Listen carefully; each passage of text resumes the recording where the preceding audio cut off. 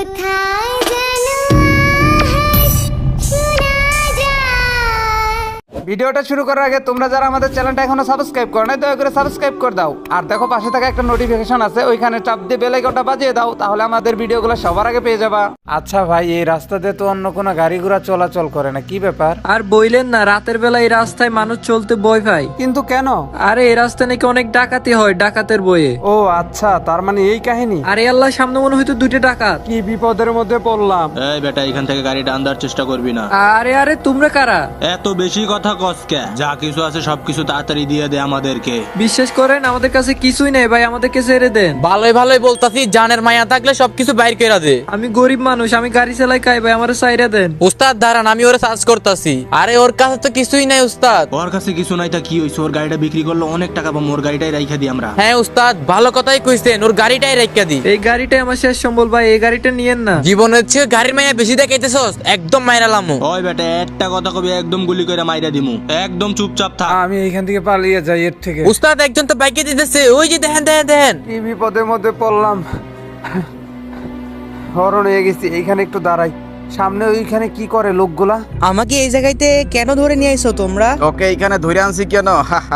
শুধু তোর কারণেই আমাদের লাখ লাখ টাকা নষ্ট হয়ে গেছে। শুধুমাত্র তোর জন্য আমাদের সমস্ত প্ল্যান বৃথা হয়ে গেছে। তোরে আজকে জীবনের তরে শিক্ষা দিয়ে দিব। দেখো, তোমাদের কারণে কিন্তু আমাদের মালিকের অনেক অনেক টাকা পয়সা নষ্ট হয়ে যাইতেছে। সত্যবাদী হয়ে গেছিস তাই না? আমি কি কোনো মিথ্যা কথা বলছি? তোমরাই তো এই কাজগুলো করো। তোমাদের দুজনের কারণে আমাদের কোম্পানির অনেক বড় লস হয়ে যাচ্ছে। তোমরা লাখ লাখ টাকা মেরে দাও আমাদের কোম্পানি থেকে।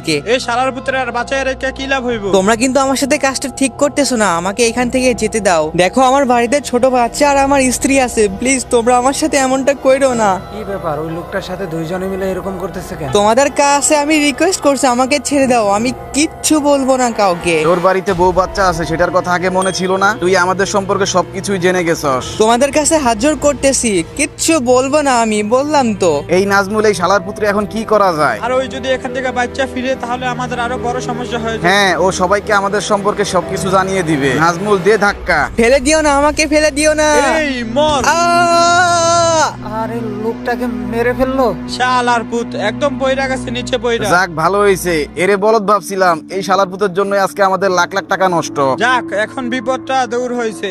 আচ্ছা, মালিক যদি এখন ওর কথা জিজ্ঞাসা করে তাহলে আমরা কি বলবো? এক কথায় বলে দিব, ওর সাথে আমাদের দেখা হয় নাই দুদিন ধরে। আচ্ছা, লাস্টটা যে নিচে পড়ে রয়েছে, এটা কোনো সমস্যা হইব? আরে ধুর, সবাই মনে করবো এই জায়গা থেকে লাফ দিয়ে সুইসাইড করছে। আর এখানে থাকা যাবে না, তাড়াতাড়ি চল। হ্যাঁ হ্যাঁ, এখান থেকে তাড়াতাড়ি কাটটা পড়ি।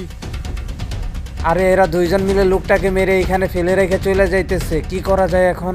আমি একটা কাজ করি, নিচে গিয়ে দেখি তো লোকটা একবারে মারা গেছে নাকি আহত হইছে। ওই তো মনে হয় দেখা যাইতেছে লোকটা পইরা রইছে। ভাই ভাই উঠেন, ভাই উঠেন। আরে কতটা উপর থেকে ফালাই দিছে লোকটাকে। এই যে ভাই, আপনি কি আমার কথা শুনতেছেন? ভাই, আপনি কি আমার কথা শুনতেছেন? আরে এই লোকটা তো একদমই মারা গেছে। এই লোকটাকে কিভাবে মেরে ফেললো আমার চোখের সামনে? কেমনে পারে মানুষ মানুষকে এইভাবে মারতে? আর এই লোকটাকে তো আমি চিনিও না। এখন কি করব এই রাতের বেলায়? এই লাশটাকে কি এই জায়গায় রেখেই চলে যাব? কি ব্যাপার? এইখানে না এইমাত্র একটা লাশ ছিল, লাশটা কই গেল? আমার সাথে এগুলা কি হইতেছে? আমি কি দেখতেছি? হঠাৎ করে লোকটা কোথায় গায়েব হয়ে গেল? কি সব অলৌকিক ঘটনা ঘটে যাইতেছে আজকে আমার সাথে। এইখানে এক মুহূর্ত থাকা যাবে না।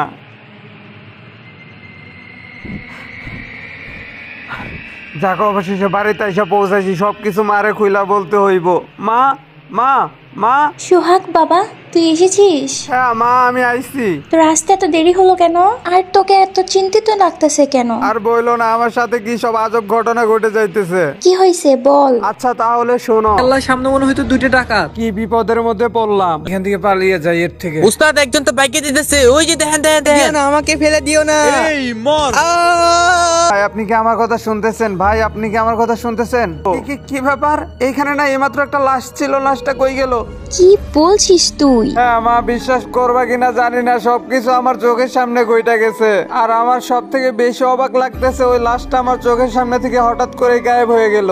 আচ্ছা, তুই এই কথাগুলো বাইরের কাউরে বলিস না, কিন্তু কেন?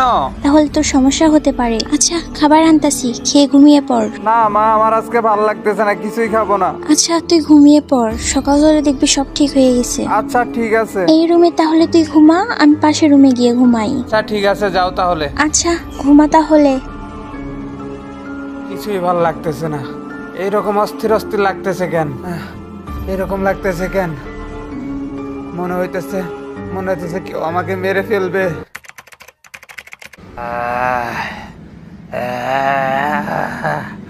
আমি আমি আমি ওদেরকে ছাড়বো না। সোহাগ, কি হয়েছে তোর? কিছু না, আমি ওই দুইজনকে চাই। না, এই অবস্থা হয়েছে কেমনি তোর? ওই দুইজনকে আমি ছাড়বো না, ওই দুইজনকে আমার চাই, ওই দুইজনকে আমি মেরে ফেলবো। আরে এসব কি বলছিস তুই?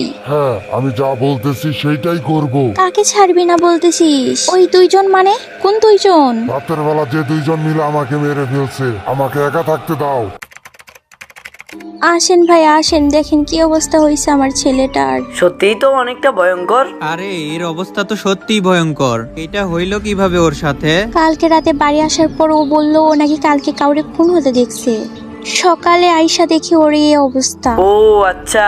এখন এই ছেলেটাকে নিয়ে কোথায় যাব আর কি করব? আচ্ছা ভাবি, একটা কাজ করেন, ওকে ভালো থেকে একটা ডাক্তার দেখান। আমি কোথাও যাব না, কোথাও যাব না। আমি, তোমরা কে আর এইখানে কি করতেছো?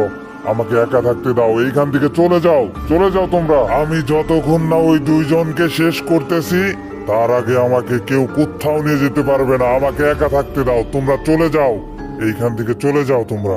ওই সব কি বলতেছে? আরে ও তো পড়ে গেল। মা, আমি কোথায়? আর আঙ্কেল, আপনারা কখন আসলেন? সোহাগ, তুই ঠিক হইছস? কি অদ্ভুত একটা ব্যাপার, এই তো চেহারা না আগের মতো হয়ে গেছে। হ্যাঁ সেটাই তো দেখতেছি, ও আগের মতো সুস্থ হয়ে গেছে। তোর চেহারাটা এরকম হয়েছিল কেন? আমি কিচ্ছু জানি না মা, আমার সাথে এসব কি হয়ে যাইতেছে আমি কিচ্ছু জানি না। তোর চেহারা দেখে আমি অনেক ভয় পেয়ে গেছিলাম, সেই জন্য ওনাদেরকে ডেকে এনেছি। আমি কিছুই বুঝতেছি না এসব কেন ঘটতেছে, কি কারণে ঘটতেছে। আমার মনে হয় ওকে ভূতে টুতে ধরছে কিনা। সেইটাও হইতে পারে। চল এখান থেকে এখনই চলে যাই। হ্যাঁ হ্যাঁ, তাড়াতাড়ি চলো এখান থেকে, তাড়াতাড়ি চলো। আমার কাছে কেমন যেন মনে হইতেছে ওই দিন যে লোকটার লাশ হঠাৎ করে গায়েব হয়ে গেল, ওই লোকটার আত্মা হয়তো আমার শরীরকে ব্যবহার করার চেষ্টা করতেছে। তাহলে এই আত্মাটা কি করলে তোর শরীরটা ছেড়ে দিবে? আমি কিচ্ছু জানি না মা, কিচ্ছু জানি না। আচ্ছা তুই কোনো চিন্তা করিস না, তোর ভালো কোনো একটা ডাক্তারের কাছে নিয়ে যাবো। আমার কাছে তো মনে হইতেছে এই আত্মাটা আমাকে মেরেই ফেলবে। আমার মনে হয় তোর ভয়টা এখনো যায় নাই, সেই ভয়ের কারণে এরকমটা হইতাছে। আচ্ছা মা, আমাকে একটু একা থাকতে দাও, চলে যাও, চলে যাও। আচ্ছা থাক তাহলে।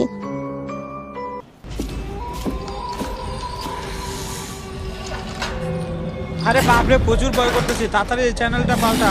হ্যাঁ, আমারও প্রচুর ভয় লাগতেছে, বাট রিমোটটা কাজ করতেছে না কেন হঠাৎ? ব্যাটারির মনে হয় চার্জ শেষ হয়ে গেছে। রিমোটের সমস্যা না টিভিতে সমস্যা, কিছুই বুঝতেছি না। চ্যানেল তো পাল্টাইতেছে না। এই ভয়ঙ্কর ভিডিওটা দেখে আমার সমস্ত শরীর কাঁপতেছে। আরে হঠাৎ করে এই ঘরটা অন্ধকার হয়ে গেল কেন? আমিও তো বুঝতেছি না এরকম হইতেছে কেন। আরে আমার তো মনে হইতেছে কেউ আমাদেরকে ফলো করতেছে।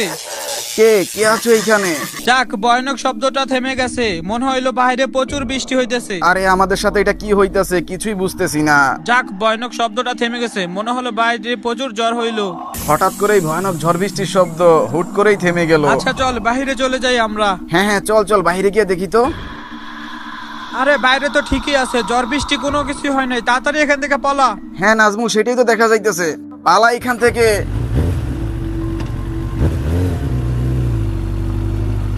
নাজমুল, কিছুদিন যাবত আমার সাথে কি যেন হইতাছে, যেখানেই যাইতেছি সেখানেই মনে হইতেছে কেউ আমাকে ফলো করতেছে। আমারও সেম অবস্থা, মনে হয় কেউ আমাকে ফলো করতেছে। আর রাতে ঘুমাইতেও পারি না, প্রতিদিন কি ভয়ানক স্বপ্ন দেখতেছি। যেই দিন থেকে ওই তন্ময়কে মার্ডার করলাম সেই দিন থেকে আমাদের সাথে এইসব ঘটনা ঘটতেছে। আচ্ছা, তন্ময় তো আবার ফিরে আসলো না। আরে দূর, কিসব পাগলের মতো কথাবার্তা বলতেছিস? যে ছেলেটা মারা গেছে, আমরা যাকে মেরে ফেললাম, সে কিভাবে আবার জীবিত হয়? হ্যাঁ, তাহলে আমাদের সাথে এই সমস্ত ঘটনা ঘটতেছে কেন? ঠিক মতো ঘুমটো হইতেছে না। আমি কিভাবে বলবো? মন চাইতেছে নিজের গলায় নিজেই দড়ি দিয়ে মরে যায়। আচ্ছা নাজমুল, তুই কি সেই শব্দটা আবার পাইতেছিস? আরে সেই ভয়ানক শব্দটা আবার এখানেও আসতেছে। রাসেল, পিছনে দেখ। আরে এটা কেমনে সম্ভব? স্বাগতম ভাইজানেরা। ওইটা তো তন্ময়ের আত্মা। সেইটাই তো দেখতেছি। তন্ময়, তুমি? হ্যাঁ ভাইজানেরা, আমি। আমাকে দেখে ভয় পাবেন না।